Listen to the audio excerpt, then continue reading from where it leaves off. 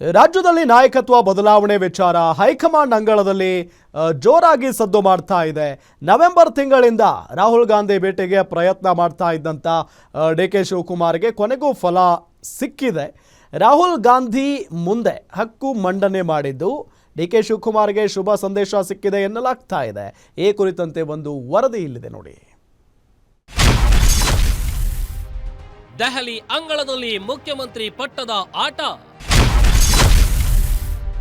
ರಾಹುಲ್ ಗಾಂಧಿ ಮುಂದೆ ಡಿಕೆಶಿ ಅಂತಿಮ ದಾಳ. ಹಲವು ತಿಂಗಳ ಸರ್ಕಸ್ ಕೊನೆಗೂ ಸಕ್ಸಸ್ ಆಯ್ತಾ?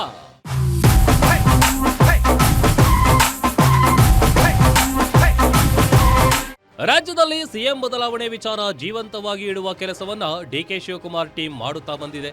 2023ರ ವಿಧಾನಸಭಾ ಚುನಾವಣೆಯಲ್ಲಿ ಕಾಂಗ್ರೆಸ್ ಗೆಲ್ಲೋಕೆ ನನ್ನ ಪಾತ್ರ ಜಾಸ್ತಿ ಇದೆ, ಹೀಗಾಗಿ ನನಗೆ ಸಿಎಂ ಸ್ಥಾನ ಕೊಡಿ ಅನ್ನೋದು ಡಿ.ಕೆ. ಶಿವಕುಮಾರ್ ವಾದವಾಗಿತ್ತು.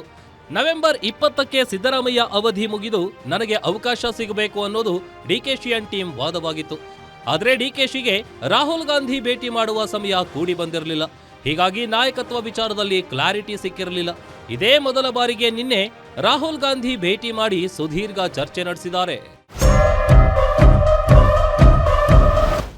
ಅಸ್ಸಾಂ ವಿಧಾನಸಭಾ ಚುನಾವಣೆಗೆ ತಂತ್ರಗಾರಿಕೆ ರೂಪಿಸುವ ಸಭೆಗೆ ತೆರಳಿದ ಡಿ.ಕೆ. ಶಿವಕುಮಾರ್ಗೆ ಅದೇ ಸಭೆಯಲ್ಲಿ ರಾಹುಲ್ ಗಾಂಧಿ, ಮಲ್ಲಿಕಾರ್ಜುನ್ ಖರ್ಗೆ ಹಾಗೂ ವೇಣುಗೋಪಾಲ್ ಮುಖಾಮುಖಿಯಾಗಿದ್ದಾರೆ. ಅಸ್ಸಾಂ ಎಲೆಕ್ಷನ್ ಸಭೆ ಮುಗಿದ ಬಳಿಕ ಕರ್ನಾಟಕ ರಾಜ್ಯ ಸರ್ಕಾರದ ನಾಯಕತ್ವದ ಬಗ್ಗೆ ಡಿ.ಕೆ. ಶಿವಕುಮಾರ್ ಪ್ರಸ್ತಾಪ ಮಾಡಿದ್ದಾರೆ.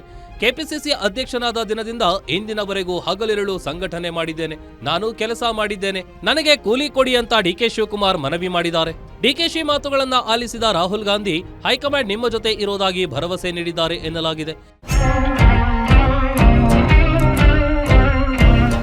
2 ದಿನಗಳಿಂದ ದೆಹಲಿಯಲ್ಲಿ ಠಿಕಾಣಿ ಹಾಕಿರುವ ಡಿಸಿಎಂ ಡಿ.ಕೆ. ಶಿವಕುಮಾರ್ ಇಂದು ಮತ್ತೊಮ್ಮೆ ಎಐಸಿಸಿ ಅಂಗಳದಲ್ಲಿ ರಾಹುಲ್ ಗಾಂಧಿ ಹಾಗೂ ಮಲ್ಲಿಕಾರ್ಜುನ್ ಖರ್ಗೆ ಭೇಟಿ ಮಾಡಿ ಚರ್ಚೆ ನಡೆಸಿದ್ದಾರೆ. ನಾಯಕತ್ವ ಬದಲಾವಣೆ ಆಗೋವರೆಗೂ ಸಂಪುಟ ಪುನಾರಚನೆಗೆ ಅವಕಾಶ ಕೊಡಬೇಡಿ ಎಂದು ಮನವಿ ಮಾಡಿದ್ದಾರೆ.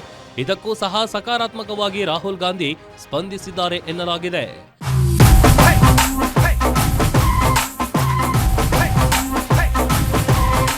ಒಟ್ನಲ್ಲಿ ಕಳೆದ 5 ತಿಂಗಳಿಂದ ರಾಹುಲ್ ಗಾಂಧಿ ಭೇಟಿಗೆ ಡಿ.ಕೆ. ಶಿವಕುಮಾರ್ ಹರಸಾಹಸ ಪಡ್ತಿದ್ರು.